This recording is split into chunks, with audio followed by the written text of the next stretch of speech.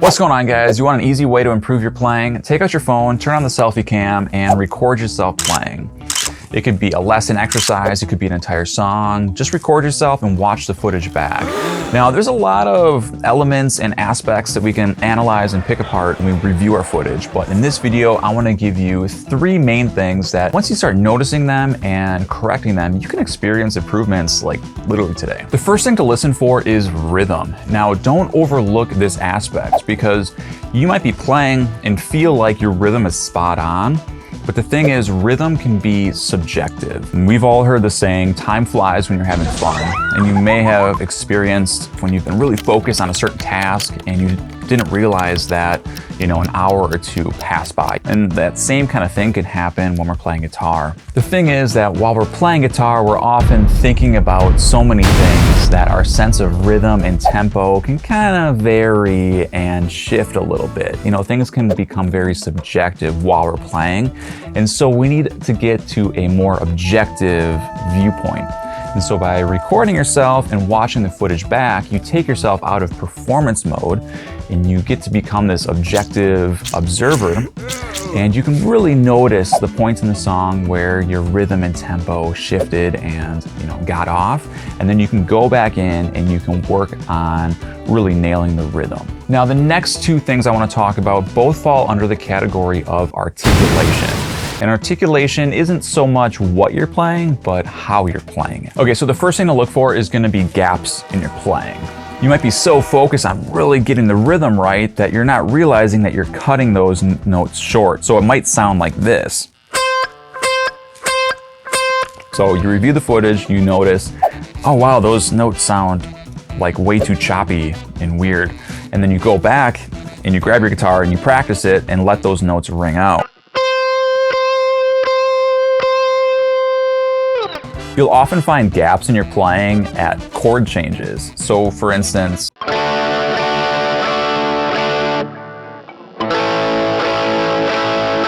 and again, you might be so focused on playing the right frets that you don't really realize that you have this pause between the chords. And the last thing to look for is your attack. Now, this specifically focuses on your picking hand, and this refers to how aggressively you're strumming or plucking the strings. And so this is kind of one of those things that you may not always be aware of or are thinking about while you're playing, but when you listen to a recording of yourself, you might think, wow, I kind of played that really clunky. For example, you might play something like this.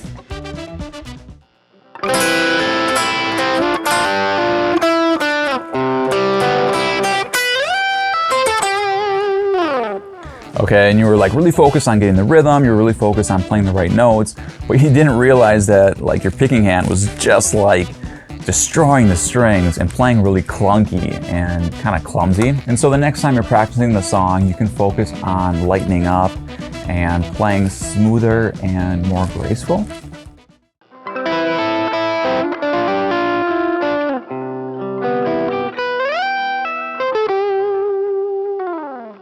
Now you may be wondering, well, if I didn't notice those things while I was playing the first time, how am I supposed to notice them again, even after I watch the footage? I don't know if you've ever had that experience where there was some movie that you've seen a bunch of times and one of your friends is like, oh, hey, did you know that in such and such scene, if you look really closely in the corner, you can notice the cameraman's shadow go by, or there's this cup of coffee in one of the scenes that's not supposed to be there. And you're like, wow, oh my gosh, I never noticed that.